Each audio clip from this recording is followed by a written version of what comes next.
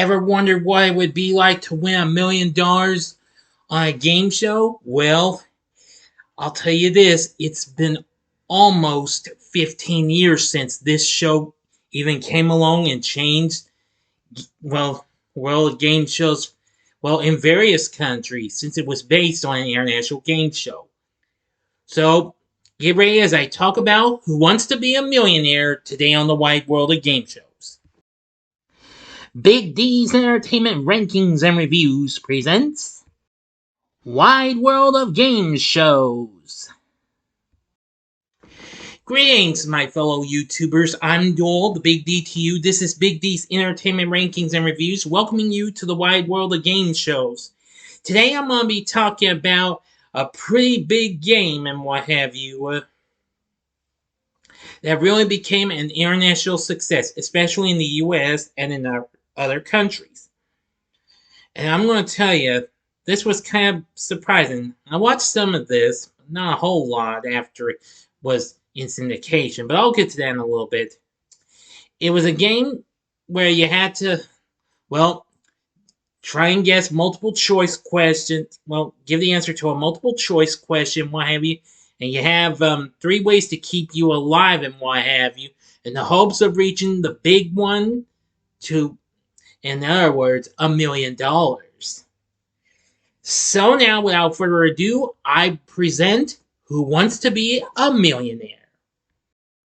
Who Wants to Be a Millionaire, or Millionaire as it was informally called later on, was based on a British game show. It originally premiered on ABC in August of 1999, and it ran for a few years and then went into syndication where it remained for 17 more seasons and then came back to ABC. Now, I will be focusing on just the American version, not the international versions.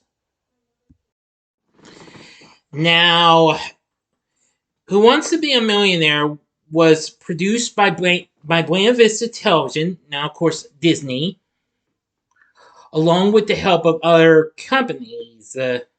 Valley Crest Productions was the main one.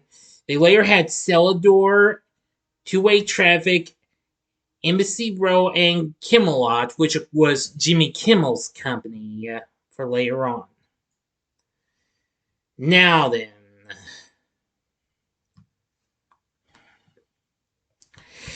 The show was adapted from the same title program that originally started in Britain, created by David Briggs, Stephen Knight, and Mike Whitehill, and developed for the US by Michael Davies. It features a quiz competition with contestants attempting to win a top prize of $1 million by answering a series of multiple choice questions, usually of increasing difficulty. The program has endured as one of the longest running and most successful international variants in this franchise. The show's original host was Regis Philbin, who of course was hosting the syndicated hit Live at the time, if you remember that. It originally started as a 2-week daily special event when it premiered. After this, in a second 2-week event aired in November of that same year, ABC commissioned a regular series that launched early the following year and ran until June of 2002. Philbin hosted the entire run of the original network series, as well as 2 additional special event series that aired on the network in 2004 and 2009. In 2002, the show was back, but this time in syndication, and was initially hosted by Meredith Vieira.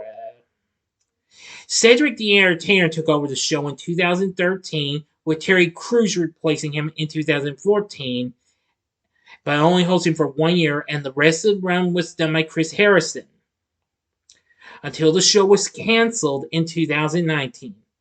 However, over a half year later, in January of 2020, ABC renewed the show for a 21st season. Jimmy Kimmel, who of course was already big on Jimmy Kimmel Live on the network, would host with celebrity contestants. And it went on for another season, but unfortunately got canceled in March of 2021. Now, the core rules of the game is it's a quiz competition in which the goal is to correctly answer a series of 15 Well, it was later changed to 14 for the rest of its run from 2010 to 2019. Consecutive multiple choice questions. The questions are of increasing difficulty, except in the 2010 to 2015 format overhaul, where the contestants were faced with a round of 10 questions of random difficulty, followed by a round of 4 questions of increasing difficulty. Each question is worth a specific amount of money. The amounts are not cumulative. If at any time the contestant gives a wrong answer, the game ends and the contestant's winnings are reduced to 0 for Tier 1 questions, $1,000 for Tier 2 questions, and $32,000 for Tier 3 questions. Now, they do it by doing a fast finger question. But I'll get to that in a bit in the format history when I get to it. However, the contestant may choose to walk away after being presented with a question, allowing them to keep all the money they have won to that point. With the exception of the shuffle format, upon correctly answering questions 5 and 10, contestants are guaranteed at least the amount of prize money associated with the level. Contestants giving an incorrect answer see their wings drop down to the last milestone achieved. And since 2015 in the syndicated version, which I never did watch anymore because I quit after a few seasons of that, contestants answer a question incorrectly before reaching the fifth question leave with $1,000. Even on the first question, that is worth only $500. For celebrities, the minimum guarantee for their nominated charities is $10,000. Prior to the shuffle format, a contestant left with nothing if they answered a question incorrectly before reaching the first milestone. In the shuffle format, contestants who incorrectly answered the question had their wings reduced to $1,000 in round 1 and $25,000 in round 2. Now, the format history, as it was shown for the original run and the first 6 seasons of the syndicated version and the more recent ABC Jimmy Kimmel version. From 1999 to 2002, 10 contestants played a round of fastest finger to determine who played next. The participants were presented with 1 question and 4 answers and attempted to put the 4 answers in a certain order, ascending, chronological, etc. in the fastest time. The contestant who did so correctly in the fastest time played. If no contestant got the correct order, the round was played again, and when a tie occurred, the tied participants answered a second question. This round was removed when the syndicated version began in 2002, though it returned in 2004 for Super Millionaire and in 2009 for the 10th anniversary shows. The format remained unchanged except for changes to the money staircase and the addition of a new lifeline until 2008. When the show returned in 2020, the original format used from 1999 to 2004 was used, albeit with slightly different lifelines, and the fastest finger round once again being removed. Now, I'll get to the lifelines in just a bit. Now, the guaranteed amounts for correctly answering questions 5 and 10 were $1,000 and $32,000 respectively for the entirety of the network run and the syndicated version from 2002 to 2004. The Super Millionaire specials in 2004 had guarantees of $5,000 and $100,000 respectively. Beginning in 2004 on the syndicated version, the upper guarantee was decreased to $25,000. The 10th anniversary specials also followed suit. Again, I apologize for the noise going on in the background. Sorry.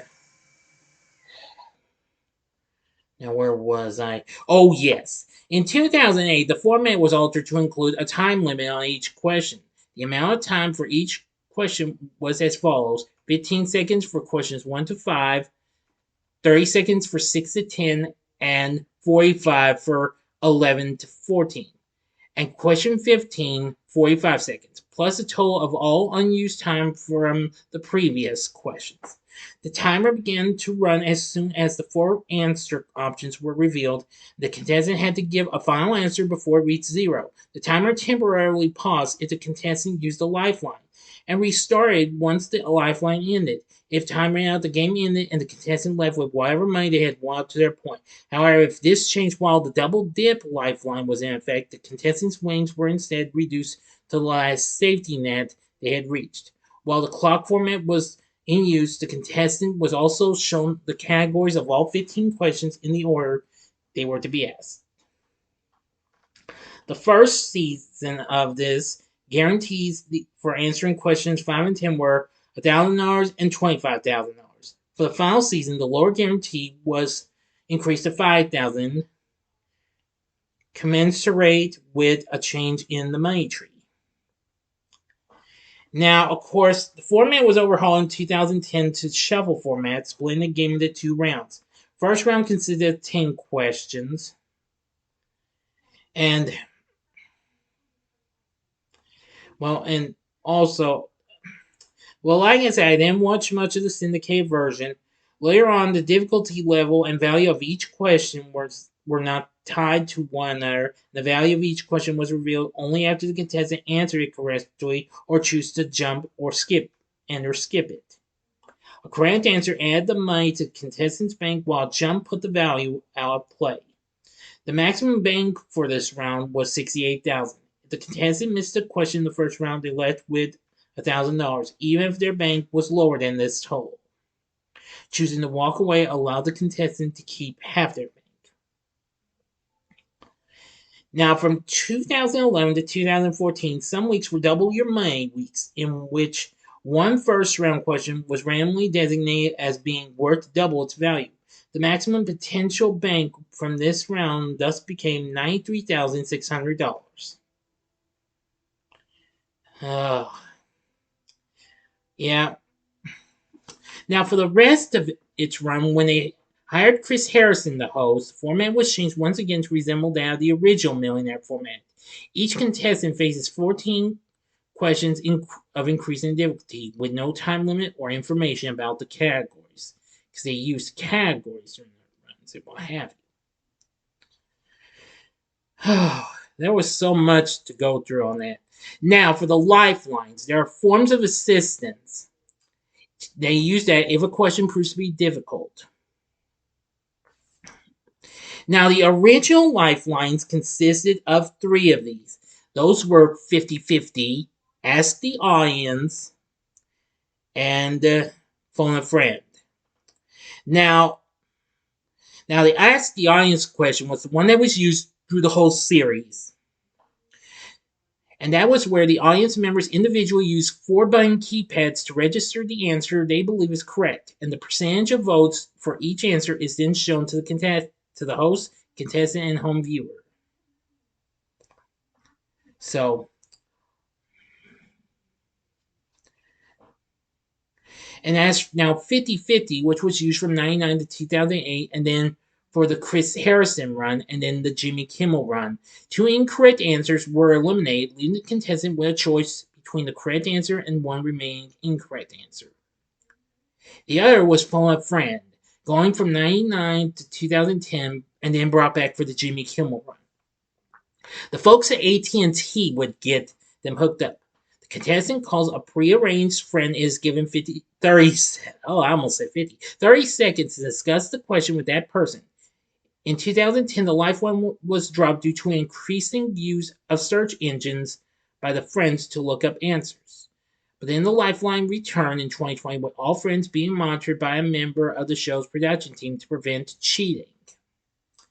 Now, there were other ones that were introduced that I didn't know about.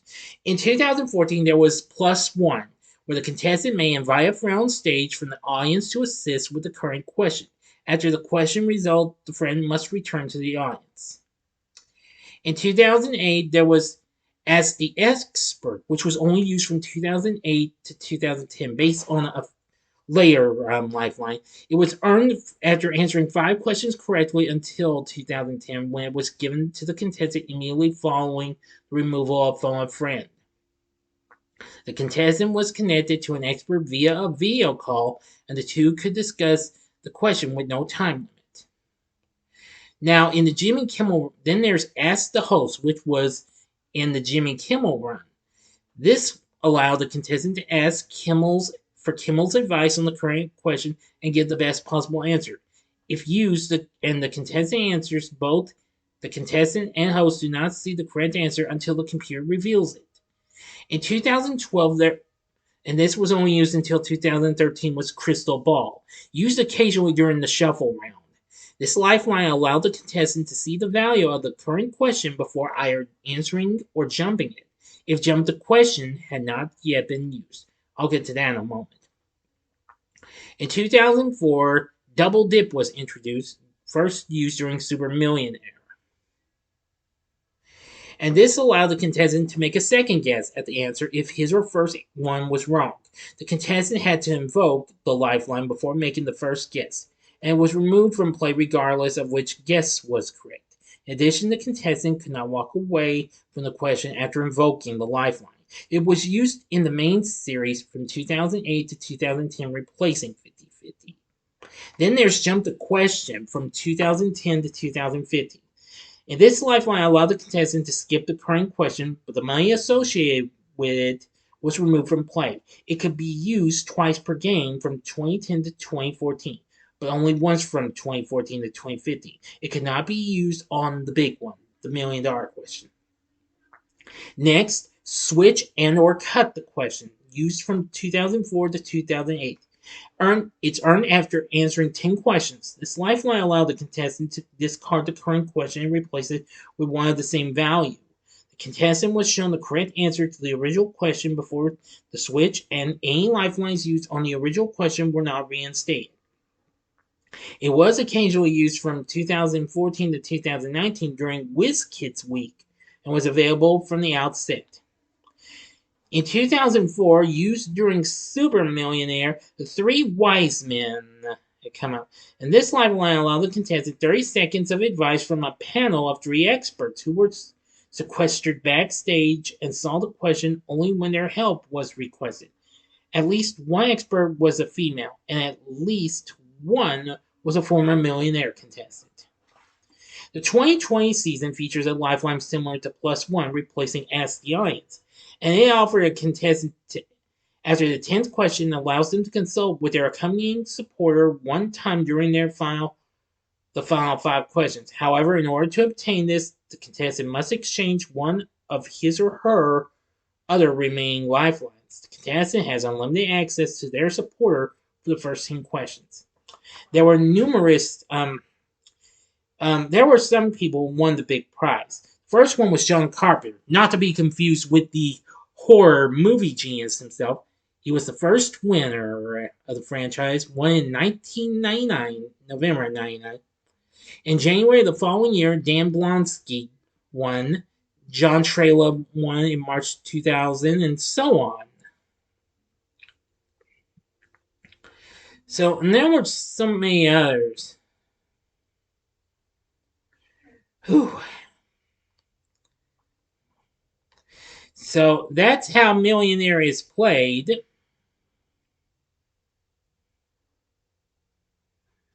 Anyway, I did like how show turned out, and I mostly liked the original run of Prime Time, where it was hosted by Regis Philbin. It was just so incredible.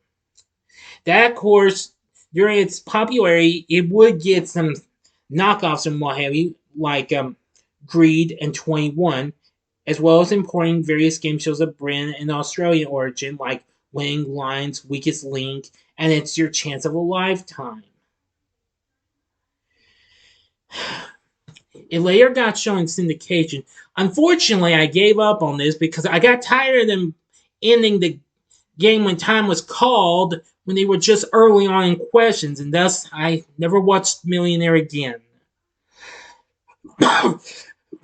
I know it ran for 30 minutes, but come on. They could have blazed through that first 5 questions in no time. In 2003, Game Show Network got the rights to the original Regis Philbin run, and later on the first 2 seasons of the syndicated version. In 2017, when they were called GSN, they acquired to rerun the rerun rights to the Chris Harrison episodes in 2017. There have been numerous video games and board games and what have you. There's also been special editions of the game.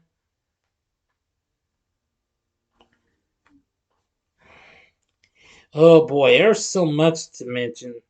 Anyway, since its introduction, GSN credited the game with not only single-handedly reviving the game show genre, but also breaking new ground for it. The series revolutionized the look and feel of game shows with its unique lighting system, dramatic music cues, and futuristic set. It also became one of the highest rated and most popular game shows in US television history and has been credited with paving the way for the rise of the primetime reality TV phenomenon to prominence throughout the 2000s. It even also introduced some popular catchphrases. Of course, is that your final answer? Yes, asked by the Millionaire's host whenever a contestant's answer needs to be verified.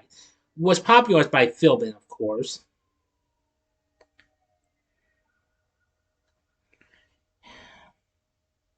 So anyway, Millionaire became a big success and winning various Emmys and other awards.